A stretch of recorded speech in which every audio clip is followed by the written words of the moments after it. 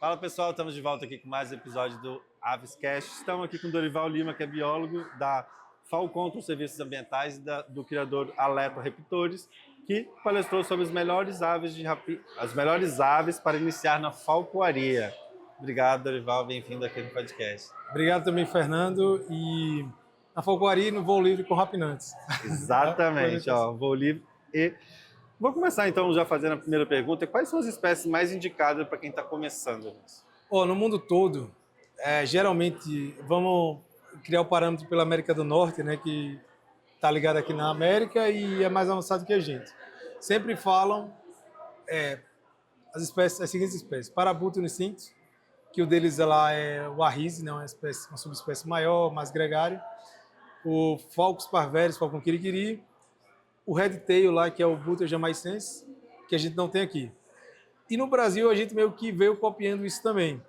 Então, acaba que hoje tem uma polêmica, né? Pô, não existe ave para iniciante. Toda ave, isso tem em todos os nichos, você sabe. Tipo assim, você quer ter um cachorro, tem que estudar, isso é óbvio. Sim. Mas assim, obviamente, a gente geralmente indica o Parabuto, porque comercialmente falando é o gavião mais reproduzido, é o que você consegue encontrar para comprar. E por ser um gavião, tem menor capacidade de voo que um falcão, então a possibilidade de perda, só por isso, já para começar, Sim, é menor do que a de perder um falcão, por exemplo. E ele vai fazer um trabalho, se o cara quiser trabalhar com controle de fauna, né, que no Brasil é possível, ele vai fazer um trabalho que uma coruja, por exemplo, não vai fazer. Então, é um gavião.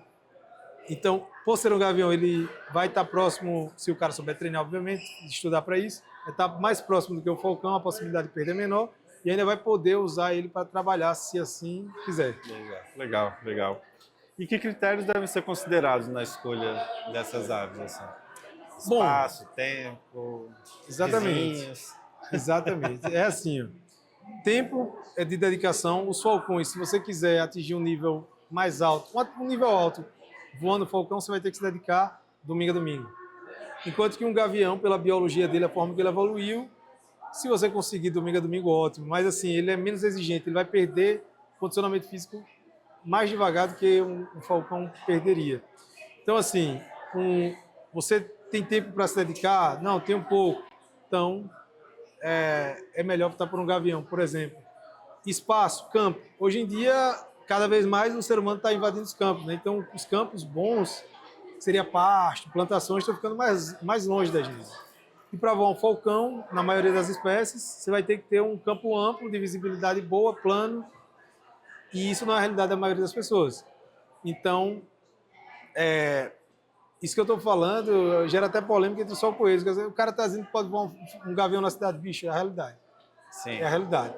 Então, pela questão da limitação também do gavião, questão de tempo, objetivo, gosto pessoal, porque tem gente que diz assim, mas eu quero voar uma coruja. Eu sei que o parabuto, ele caça, ele vai fazer controle, mas eu quero uma coruja. Então, eu tenho gosto pessoal também. E a última questão, a principal, é se você tem alguém experiente para lhe acompanhar. Perfeito. Então, assim, tem alguém experiente? Não. Então, é mais fácil você errar menos com a ave mais fácil, que seria um gavião, pelo que eu já falei. Perfeito. E quais são os erros mais comuns dos iniciantes? Essa é boa. Escolher a ave errada talvez seja o primeiro. Primeiro, para começar. Exatamente, você acertou, é bom que você me ajudou aí. Porque muita gente chega assim e diz, eu vi o falcão peregrino, é o falcão mais rápido do mundo, eu quero esse. Quer dizer, um falcão que responde rápido ao treinamento, mas é muito independente. Então, ele se entedia muito rápido e voa quilômetros longe de você e você vai perder ele. Com ou sem equipamento de rastreamento, ele vai se afastar de você.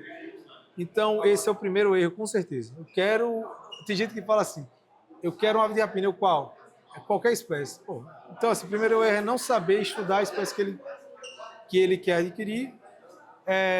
Um outro que já aconteceu, eu falei na palestra, o cara disse assim, ligou para o criador puto, porque a ave chegou no criador, ele abriu a caixa e ela foi embora. Mas eu li que o parabuto é uma ave tranquila, ele achou que ia ser igual um cachorro, ia ficar aqui do lado dele, foi embora, perdeu para sempre. Então, é não estudar, né? Então, o primeiro erro é não estudar a espécie, o segundo é não estudar sobre treinamento, manejo, que isso é para, se sabe, é para qualquer espécie de animal, cachorro, qualquer um, silvestre, exótico. Mais cedo eu conversei com o Felipe aqui do Calopsita Bros, e a gente estava falando também sobre como o conteúdo buscado às vezes na internet, de qualquer pessoa que a gente não sabe quem é, atrapalha nisso, né? Exatamente. Antes de procurar um profissionais que já são capacitados, que estudam, que conhecem. No seu trabalho também, isso também impacta muito? Com certeza. Os seus alunos e tudo mais chegam, não, mas eu vi que fulano fez isso, eu vi. Porque o marketing, ele é mais poderoso do que o conhecimento técnico. O marketing, ele bate na emoção. Mais palatável, né? O conhecimento técnico, você tem que gastar neurônio. Então, o cara que tem uma firmeza no que ele fala, ele pode estar falando besteira, mas se ele... Não, e acontece no nosso meio. O cara, mas eu vi que o cara, ele disse que não precisa recompensar, que a ave de rapina dele vem pelo vínculo com ele. Cara, esse vídeo foi editado, ninguém te contou, né? É assim, ele está falando isso para ganhar views. Então, isso acontece também. E é difícil para um iniciante saber filtrar quem realmente sabe. Aí, o que é que eu digo? Veja o resultado, velho. Pega o resultado do cara, o cara que voa para bruto, ovo caudaço, qualquer espécie, com resultado. Ele tem uma empresa que captura pombos, ele mostra. Femoralis, ele faz lorifly, enfim. Resultado, é só ir atrás do resultado. Perfeito. O cara que fala, cadê o resultado? Não, então é furado. Hoje, todo mundo que, assim como você, tem algo para se mostrar, tem resultado para mostrar. E aí vai atrás dessa galera que tem resultado. Aí dá certo. Fantástico, fantástico. Quais são os primeiros passos no treino de voo livre?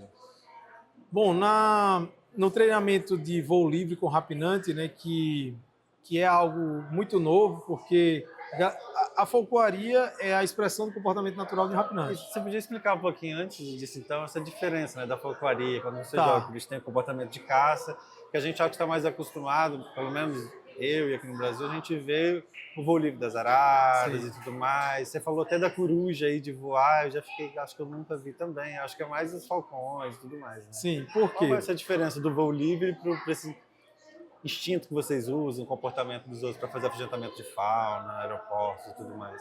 Então, o que é falcoaria? A falcoaria é a caça utilizando ave de rapina em ambiente natural. Perfeito. Tá aqui. E aqui está o controle de fauna nociva com o uso de técnicas de falcoaria. São bem semelhantes. O que é que difere a falcoaria do controle de fauna, que também vai ter a caça, a captura? Usa as técnicas de lá aqui. E qual é a diferença? O objetivo. O objetivo do controle de fauna é acabar, exterminar ou diminuir ao máximo a população daquela espécie problema. Por exemplo, uma fábrica com pombos columba lívia, né, o pombo doméstico. O contratante ele paga a nossa empresa para acabar ou diminuir ao máximo. Enquanto na falcoaria, o objetivo é manter as espécies caçadas para que a pessoa sempre possa praticar aquele hobby. Que no Brasil essa possibilidade ainda não existe. Mas em alguns países da América Latina e na América do Norte, ela existe. Então o que a gente faz no Brasil é isso. É o controle de fauna com uso de técnicas de falcoaria. Aí vem o voo livre, que difere, que nem chega a caçar o bicho. Sim. Então, o voo livre ele é o meio do caminho da falcoaria. Ele usa as técnicas que os falcoeiros desenvolveram para a ave ir do ponto A ao ponto B. Se quiser dar uma pausa, pode continuar. Só que não há caça ali. Então, é algo novo porque os falcoeiros eles sempre quiseram que a ave expressasse comportamento natural. Perfeito. Mas devido à modernidade, chegou no meio do caminho e muita gente, a maioria das pessoas hoje quer ter uma ave para voar livre, para ir no parque, ela ir acompanhando ele, em detrimento do que ela caça. A preferência hoje da maioria é essa. Perfeito. Bem explicadinho. A escolha da influência, a escolha da ave influencia diretamente no sucesso dessa prática? Se a escolha influencia no sucesso. Bom, depende se for do voo livre ou da falcoaria. Porque assim, se for do voo livre e o cara, eu quero uma ave plana, eu quero soltar a ave que ela suba e venha me acompanhando. Perfeito. Fique uma hora lá em cima. Aí o cara vai comprar um falcão relógio. Nunca vai conseguir, porque não está na natureza do bicho. Sim. Então, sim, respondendo sim, influencia. Então ele tem que saber o que ele quer. eu quero, o objetivo é esse. E saber, essa espécie faz isso, naturalmente faz. E aí ele vai ter sucesso. Se ele for tentar fazer algo contra a natureza, não vai. Eu costumo dizer, o cachorro é o cachorro, não é porque ele tem, sei lá, 8.000 anos, não sei quantos mil anos de domesticação. É porque ele é social na natureza. Exato. O gato é o gato porque ele é solitário na natureza. O mundo da biologia dele. Da biologia, então o gato vai ser o gato para sempre, pode passar 1 milhão de anos. A seleção vai, se alguém quiser selecionar, gatos mais mansos, Sim. né? O cachorro mais bravo, mas a natureza está ali. Então, se olhar para a biologia, é isso. Escolher Perfeito. o que a ave faz naturalmente e aí vai conseguir atingir o objetivo que ela quer. E hoje quem quer comprar, por exemplo, quando procura o criatório, vocês dão todo esse tipo de orientação da escolha, entender o objetivo, como é que Sim. funciona esse atendimento? Tem crescido esse mercado? Sim, o mercado hoje de aves de rapina, já há muito tempo vem ocorrendo isso. E é assim, nasceu um parabutuno, acabou. Não tem como, por quê? É muita lista de espera, eu vejo o Sim, pessoal falando. a gente não tem coragem de fazer, eu não tenho coragem de fazer Sim. lista de espera no meu criatório, porque eu tenho medo de... Você sabe que Não cria tem garantia, expectativa. né? Exato. E aí o cara às vezes, não, eu vou pagar, mas nasce quando? Não, talvez só ano que vem. Mesmo assim o cara vai ficar com raiva se não nascer ano que vem. Sim. Então eu não quero passar por isso. Minha atividade primária, minha fonte de renda é o controle de fauna. Então eu não quero me aborrecer com o criatório nesse sentido. Mas tem criatório que aceita reserva, 50% você paga. Assim, tem criatório que nasceu, depois de 10 dias ele já aceita reserva. Aí quando o bicho completa 3 a 4 meses, ele envia para o cliente. Então, hoje, qualquer ave de rapina, qualquer espécie que tiver disponível no mercado, de coruja até águia, se aparecer mediaticamente, ela vai ser vendida automaticamente, porque é muito escasso. Ao contrário dos répteis, que é o melhor bicho a se criar, né, pelo espaço, tal, manejo, no rapinante ninguém quer criar. Então tem, vamos lá, 8, assim, com predominância de rapinantes no plantel, deve ter 6 criadores no Brasil. E alguns que criam psitacídeo e tem uma coruja lá que reproduz. Sim. Porque o bicho come o alimento mais caro do mundo, que é proteína, né? Que é codorna, rato, e come muito, todo dia. Todo dia. Então a demanda é muito alta, a procura é muito alta pelos rapinantes. Perfeito, perfeito. Cara, como equilibrar a questão do instinto deles, né? Predatório, né? Nossa, a gente falando da falcoaria, que é justamente essa prática, assim, com segurança em casa, assim. Equipamento, esse manejo, principalmente o iniciante, como ele equilibrar, porque acredito que o iniciante chega muito afoito, quer pegar e tudo mais, para evitar acidentes e tudo mais.